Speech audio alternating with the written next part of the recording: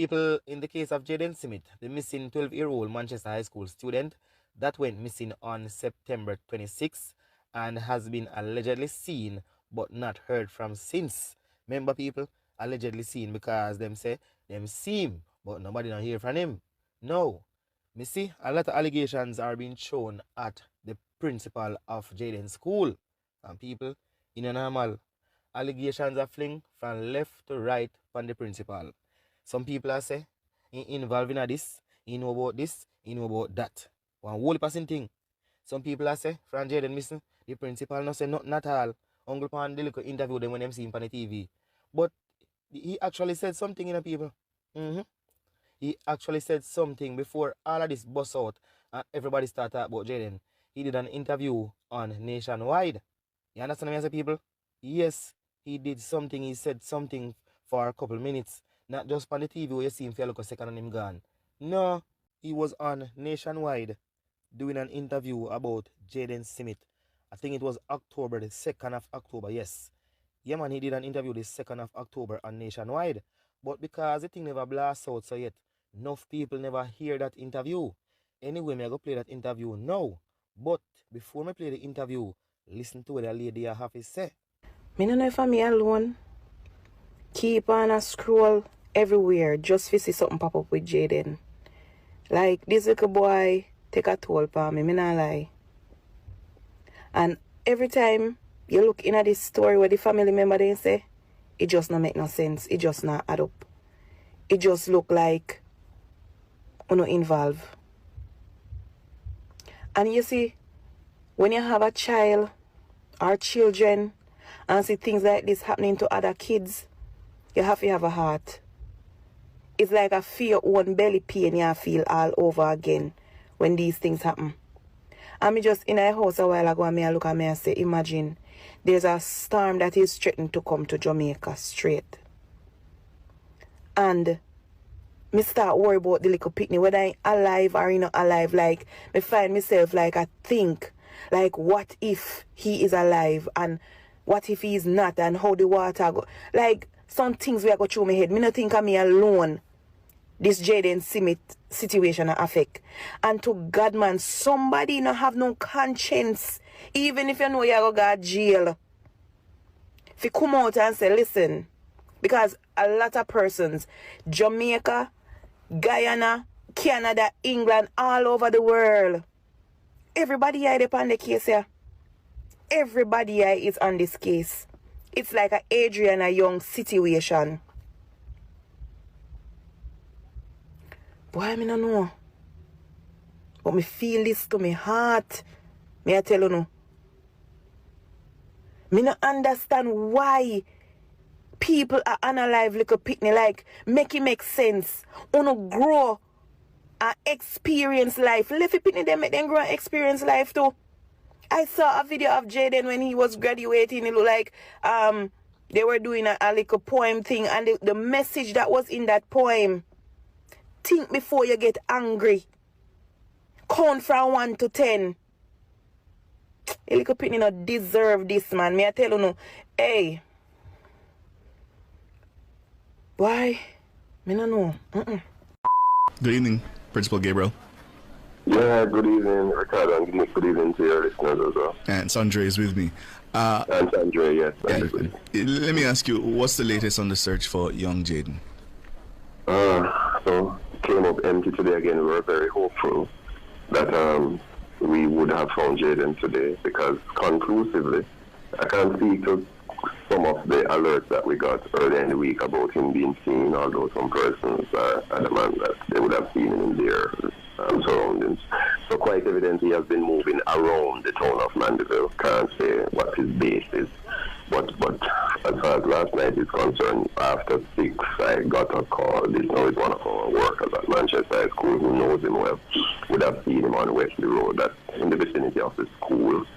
They raised an alarm, and she said if she had gotten help at the same time, they could have gotten him, but she wasn't quick enough. So, because when they raised the alarm, he started to run. And then it was getting dark, he disappeared in some bushes, and we conducted a search, but it would have been difficult because that was night. So given that situation, and we could confirm that he's in that locality, we arranged a massive party today with students and the firefighters and the police, and media was there, and we combed that entire area. Grove Road, Newley Road, Wesley Road, Wesley Avenue, and we came up short. So, if I could just follow, was the staff member able to say what he was wearing, how he was attired at the time when she saw him? yes, ma'am, she gave a very, because I was about 20 minutes away, so I would have rushed and some delays in the traffic, and I got there, they couldn't see him again, but she saw him in his same uniform as posted in the picture, his school uniform, shirt, something just the same, knapsack on his back. But this time she said he had another bag in his hand as well, so they are surmising that maybe he was heading towards the town to get food or something, because he would have been about less than 5 minutes now from the nearest food place on Wesley Road. So what's the impact, not just for Gabriel, on the students, his friends, colleagues there at the school, now that they're doing the search and today's another day that you've come up short? Mood is a somber one, but as you can imagine, we are not used to this kind of thing. None of the students in the current population now would have had to endure a situation like this. So despite the fact that Jayden would have just started Manchester High School just 1 month now, he is a part of our population and we are close in his family. So today when we announced that quickly we're going to arrange a search, the entire school population almost literally wanted to go on the road. We had to manage the numbers. And they didn't just want to go out for the fun of it. They have a deep concern, and they really want him to come back home. When I went to his class, down at the first form, that was Monday morning. Obviously, he sits right at the front of the class, to the right of the teacher. And they left his desk and chair very clear, and with the high hope and expectation that he's going to rejoin them. So you can imagine the kind of impacts. Everybody's going about, still going to their classes and engaging in their various activities. But when you come on the campus, you can tell that something is different. Are his guardians, parents, a part of this search party? Not today, but they have been all over the place. She has visited school on a number of occasions, so we stay in close contact, and they have organized searches independently of what we're doing. So sometimes they would move out with us, at other times, depending on where the leads are, they would go to different areas. But today was a hastily arranged one, so they weren't a part of this one. And what have you been able to gather from his class teachers? What kind of student is Jayden?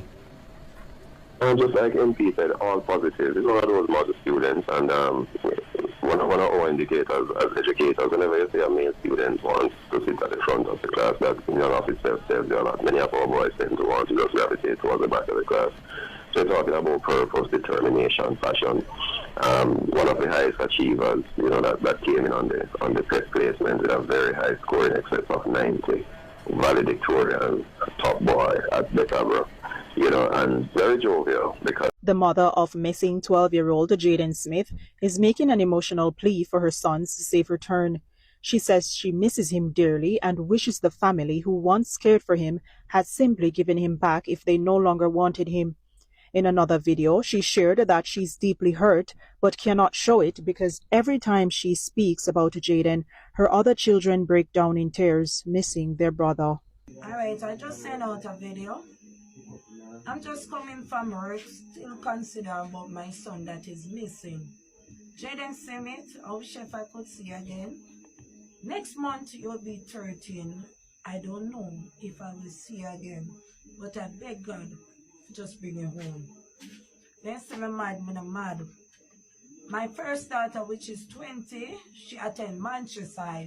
You're the second one who attend Manchester as well.